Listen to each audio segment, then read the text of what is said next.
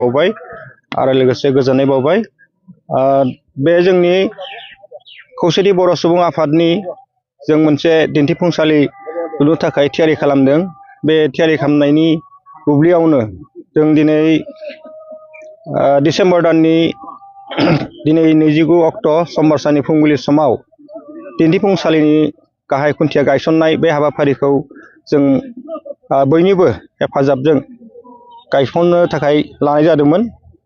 दा बेखौनो दिनै बे फुंबिलि समाव सान अख्रां बार दै हा साखि खालामनानै आरो बयनिबो गोजोनखौ हामलायनानै बे खुन्थियाखौ गायसननाय जाबाय। आं बिरेन बसुमतारी आरो बे दिन्थिफुंसालिनि आं बर' न'खरनि सासे नायसनगिरि हिसाबै आंखौ बिथोन होनायलाय बे हाबाफारिखौ आं मावफुंनानै होनाय जाबाय। आरो लोगोसे जोंहा नैबे खौसेथि बर' सुबुं आफादनि 12थि बोसोरसेला जथुम्मायाव जा दिन्थिफुंसालिखौ लुफुंना होनो थाखाय आंनि बिबानाव थानायलाय आं बे हाबाफारिखौ मावफुंनो थाखाय नाजागासिनो दङ। दा जोङो बिनिनो बे बर' न'खर आबुं बर' न'खरखौ आङो हागौमानि बिथांमोननि बिथोनजों आङो लुफुंनो थाखाय नाजानाय जादों। जोंनि बिनिनो न' हाबलांनाय बेनिफ्राय फैनानै जोङो न'सा न'खौ सौरा न'खौ मोनगोन आरो लोगोसे जोंनि न' बिमा न'मा न' बेखौ मोनगोन आरो लोगोसे सानजाहा बाख्रि मोनगोन आरो इथिंजा सानजा आरो साहा बे खनायाव बाथौ थानसालिखौ मोनगोन आरो बेनिफ्राय खोलाहा जोंनि दिंखिसालि मोनगोन, जिरायसालि मोनगोन आरो हिसानसालि मोनगोन, ओमफ्राय एम्फौ जालि न' मोनगोन, दाउ गन्द्रा मोनगोन। बिनि सानजाहा थाङोब्ला जोंनि आबाद फोथार बे आबाद फोथारखौ मोनगोन। बेवहाय नानि फुख्रि आरो लोगोसे जोंनि माइ गायनाय फोथार, मैगं फोथार, गय बारि बागान, थालिर बारि बागान बेखौ मोनगोन। आरो सोनाबथिं फैफिनोब्ला जोङो मोसौखौ जों जिरायहोनो थाखाय जोंहा मोनसे गलि थायो, बे गलिखौ मोनगोन।